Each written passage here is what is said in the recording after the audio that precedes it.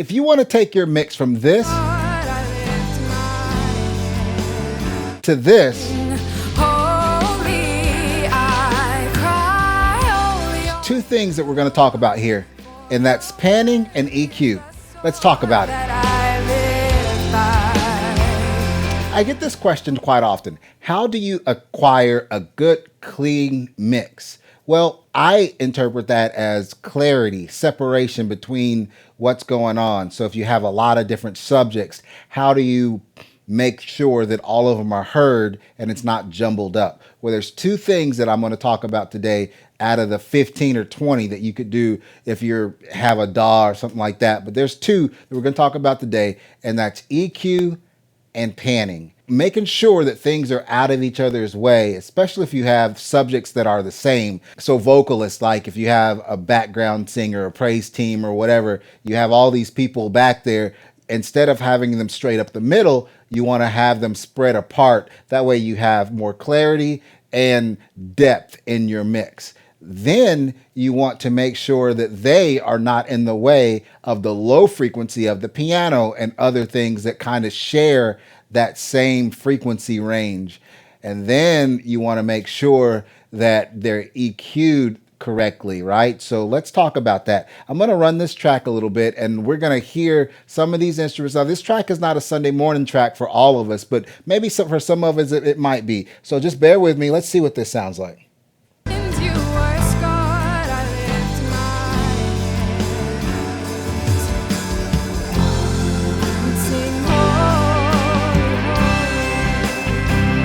And so you can already hear there's some problems, right? Bass is sticking out, no definition of the kick drum.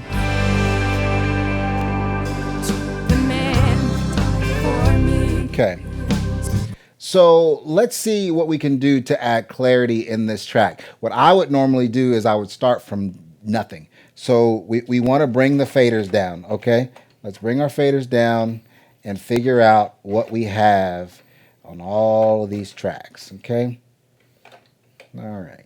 So we know that channel 1 and 2 is probably going to be my kick in and kick out. So let's see what we have there.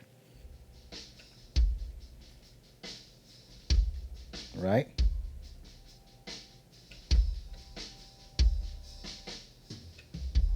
Okay, so what I've already done is let's put some compression on here.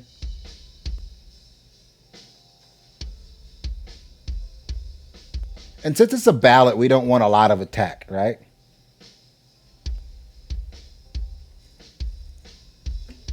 Let me bring that up a little bit for us. Okay, let's go back to that low frequency, that kick out.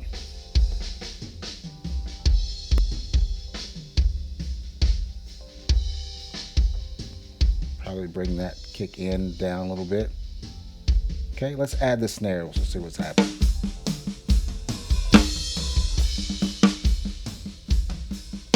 It's a nicely tuned drum set. Sounds great to me. Not a fan of the kick drum, but that's neither here nor there. I think for the style, it's okay.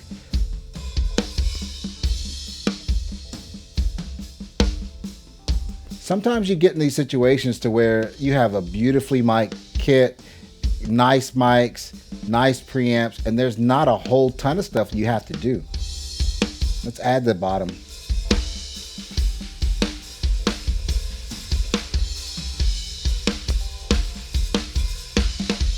Okay.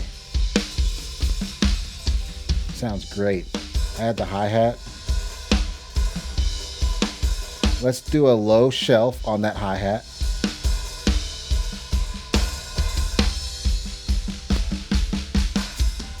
And then we're going to pan the hi-hat to the left a bit, okay? Just because that's the way I like it. Okay?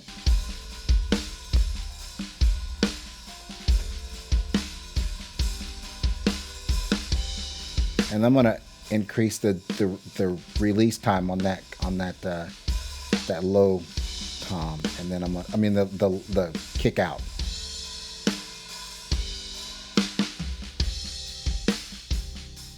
Tighten it up just a bit. We learned that in the other video. Okay. Got a good healthy level there. See what's going on with this toms.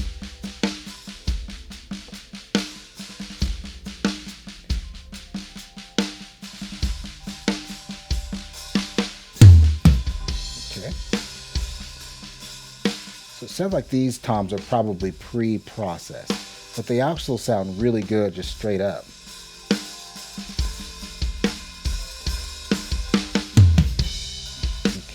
So we already hear some low frequency build up here on that second tom. We could probably get out probably like 150 or so. Let's see. That's better. And then this boxy sound in tom 3, about 200, 250. That's better. Wow, man, these things sound good.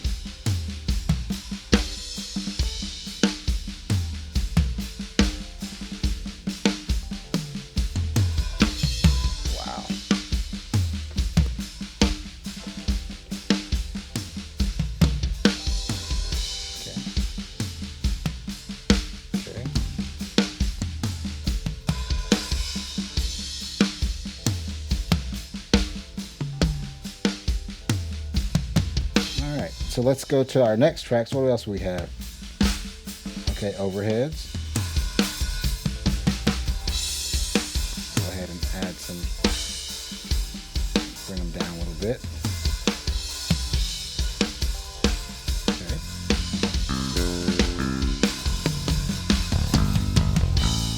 Sounds like he's playing with a pick, but he's not because he is me. I don't know exactly what I was doing.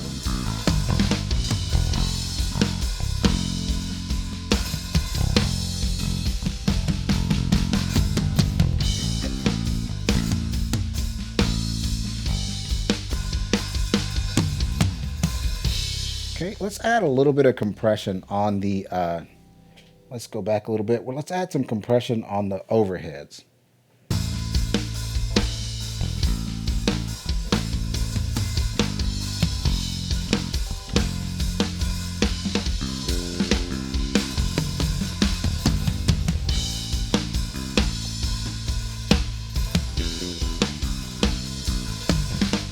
Okay, what's next?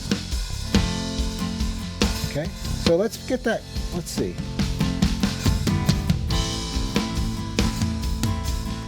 That's a nice sounding guitar. Let's put a low frequency shelf on there.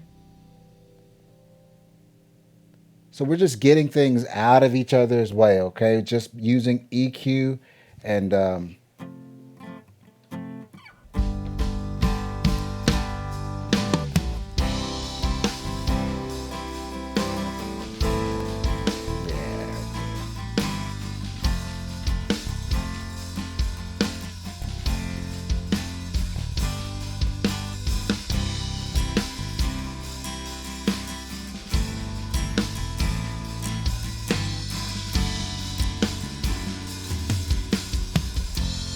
the acoustic in this song isn't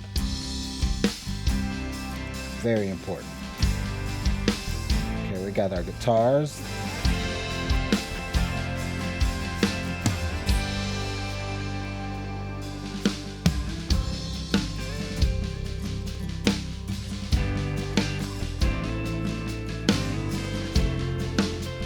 Okay, let's see what we have on.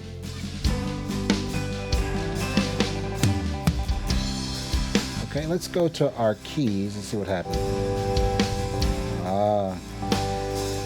Now, you remember in a video I was talking about how I like to have my keyboards coming down not stereo? This is exactly the reason why. Let's look at this keys track. See how this right channel is a little higher than the left. Okay. Now, luckily, I can just go to Logic because that's where I'm playing it back from and fix it. But we're not going to do that here. We're going to pretend like we can't do that. So what we're going to do, we're going to separate those, and then we're going to just pan those left and right, okay? And then we're going to fix those in the gain.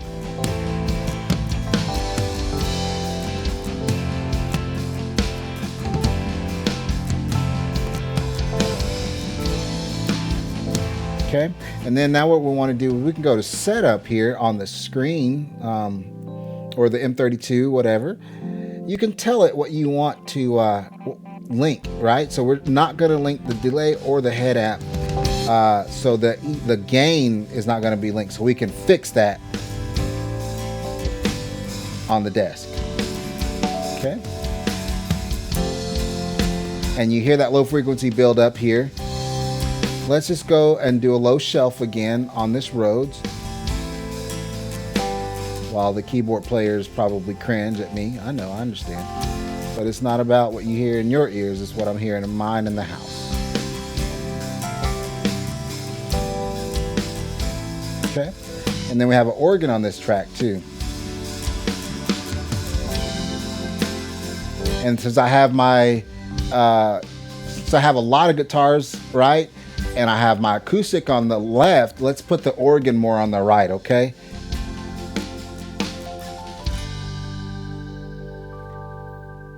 And you can see again to where we had that issue like we had before, to where, you know, they're coming in at different volume levels.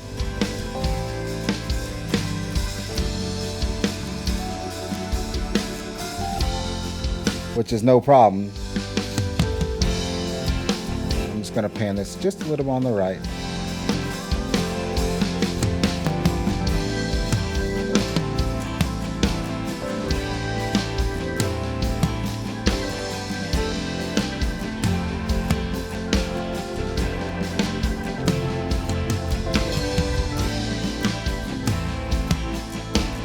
Okay, let's go back to the drum.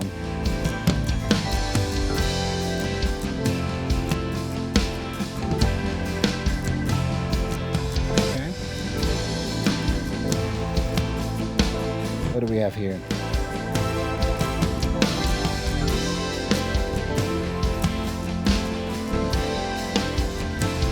So we can make these stand out just a little bit by just adding a little bit more highs.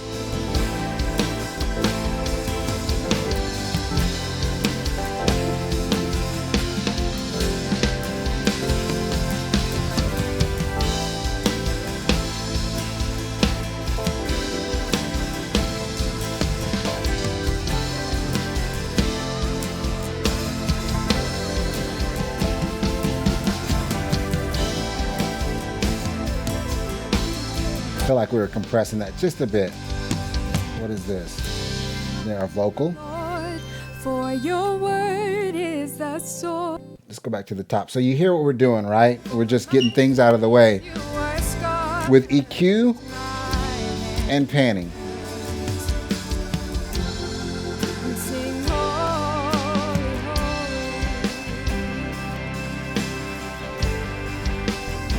And let's look at our channel strip. Let's see what we want to do there.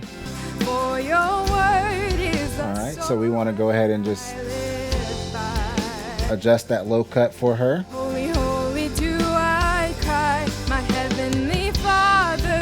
Okay, we see some 501K we want to tame.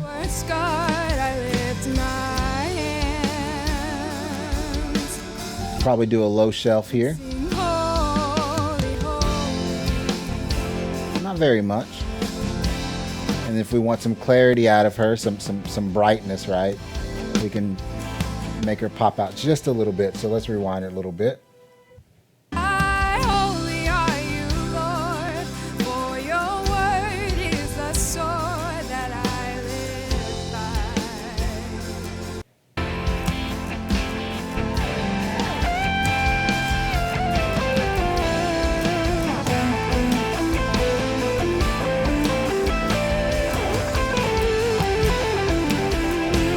Let's clean that up a bit.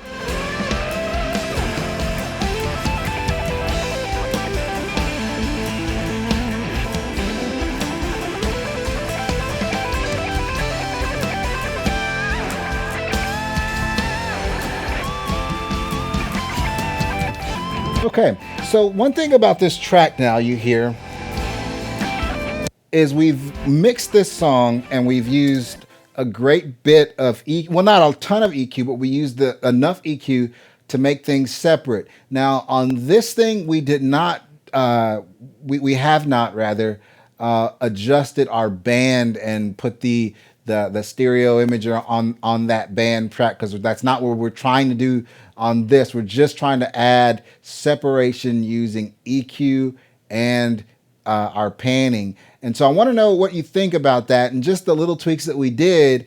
And then also let's figure out what we can do as far as getting some lushness. So I'm a one reverb type of guy. So let's put a reverb on here and see if we can make this sound just a little better.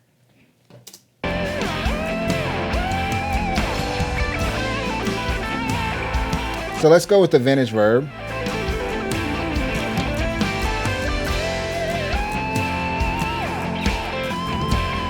See what we do.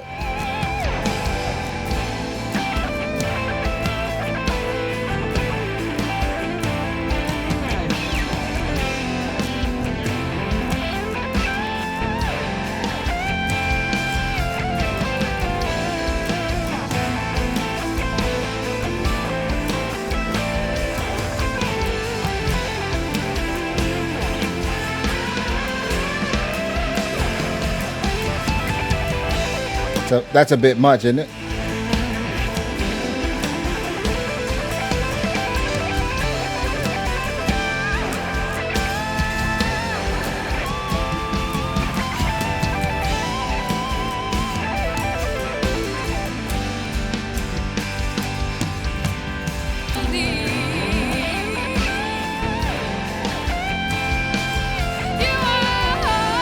So what do you think about that separation?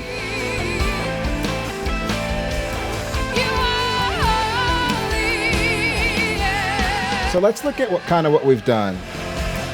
So what we did here is, because we have we have a kick in and kick out, right? Normally the change on this kick drum wouldn't be so Jurassic or dramatic, but I'm not sure what we were using here, but this is what we got. So, and then we go to the kick out. Still not sure what we were using, but this is what we came up with.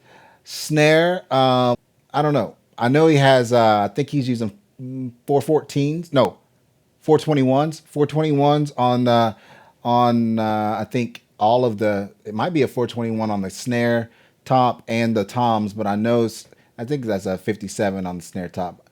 Probably a 57 on the snare bottom, 421s on the toms, and you can kind of see that, a lot of the times, remember that we always want to make the signature M, right? So we would make this M on these toms, probably do an M here, but we didn't have to do anything on this particular drum. That's why I always say that it's not always about, the same EQ curve. So when you see drums or you hear toms, it's not going to be, well, just do the M, that's no, you can, this is a pretty much good case in point to where that doesn't apply. We had some good drums. We did do a little bit of dip here to get that out of the way, right? And pretty much no EQ there on what was that? That's the overheads. We didn't have to do much to those. Bass, we didn't have to do very much to the bass. Normally I would do like a 60 hertz cut on that, but I didn't do it that on this particular instrument. I think is because it doesn't really reach down that far. Like the way I had it, I did have the bass backed out. I was using a little bit of my bridge pickup, so it does not really have a lot of rumble down there the way I liked it. I was trying to go for more of like a pick sound, so without using a pick. So, and then we have the acoustic. Now the acoustic did need quite a bit of brightness just to make it stand out in the mix a little bit. And then of course this low shelf here that we had to create to also make it stand out, and a little bit of sculpturing here and there. But all in all, this is the things that are really going to help you to separate your instrumentation. So we're going to play this track and we're going to take all the EQ off and see what happens. I won't forget the son who died so that I can live eternal life. I cry, holy are you, That must have been it. for your word is the sword that I live by. Holy, holy do I cry, my heavenly Father you are. For my sins you were scarred, I lift my hands and sing holy, holy. Okay, and then let's go ahead and take our panning off as well, okay? So The man that died for me so that I could have peace. There's a song that I will sing. Holy, I cry, holy are you, Lord, for your word is the sword that I live by. so you hear with no EQ, no panning, I cry, my heavenly Father, you everything just sounds right here. There's no depth, no separation. I lift my hands. Let's turn it all back on. And sing holy,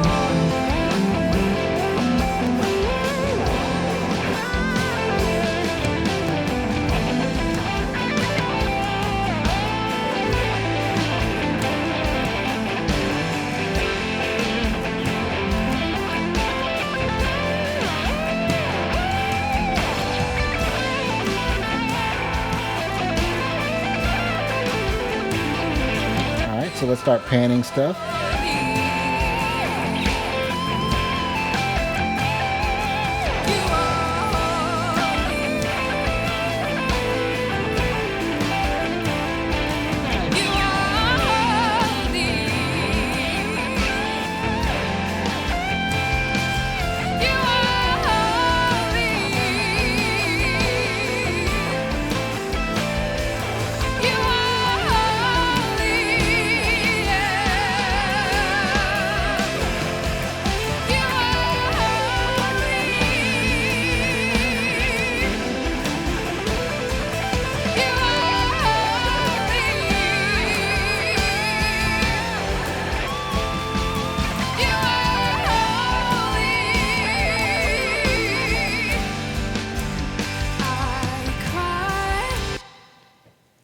There you go. So just some separation, and EQ always adds clarity. So if you're looking for clarity in your mix and clarity in your stream and your house mix, just look at your EQ. That and your panning, that will always tell the difference, make the difference for you.